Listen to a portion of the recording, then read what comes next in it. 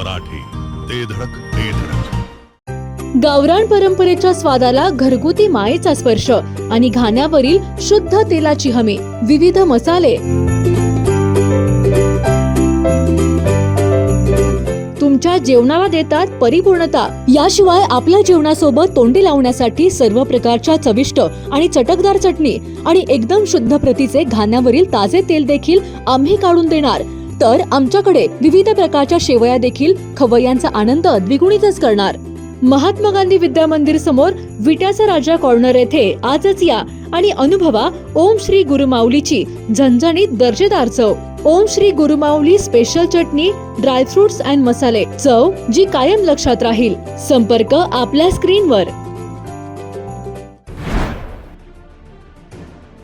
CBI अधिकारी असल्याचे भासवून तासगाव तालुक्यातील एकाला मोठा गंडा घालण्यात आलाय. सुप्रीम कोर्टासह रिझर्व्ह बँकेची बनावट पत्रे पाठवून सावळसच्या सेवानिवृत्त अधिकाऱ्याला 59 लाखांचा गंडा घालण्यात आलाय.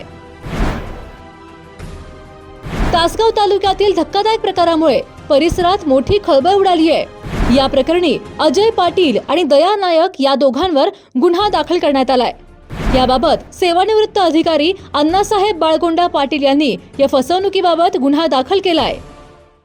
तासगाव तालुक्यातील सावळज येथील अण्णासाहेब बाळगोंडा पाटील या 61 वर्षीय सेवानिवृत्त व्यक्तीला सीबीआय अधिकारी असल्याचे भासवून तब्बल 59,09,000 रुपयांचा गंडा घातल्याचा धक्कादायक प्रकार उघडकीस आला आहे. या प्रकरणी अजय पाटील आणि दया नायक नावाच्या 2 संशयितांविरुद्ध तासगाव पोलीस ठाण्यात गुन्हा दाखल करण्यात आला आहे. याबाबत मिळालेली अधिक माहिती अशी की फिर्यादी अण्णासाहेब बाळगोंडा पाटील वय 61 राहणार सुतार गल्ली सावळज हे 8 जानेवारी ते 16 जानेवारी 2026 या कालावधीत घरी असताना आरोपी अजय पाटील आणि दया नायक यांनी त्यांच्याशी संपर्क साधला. यानंतर आरोपींनी आपण सीबीआय आणि पोलीस अधिकारी असल्याचे भासवून सेवानिवृत्त पाटील यांना व्हॉट्सअपवर व्हिडिओ कॉल करून अटकेची भीती दाखवली. तसेच government of India, supreme court, income tax आणि रिझर्व्ह बँक ऑफ इंडियाच्या नावाचा वापर करून बनावट पत्रे पाठवली.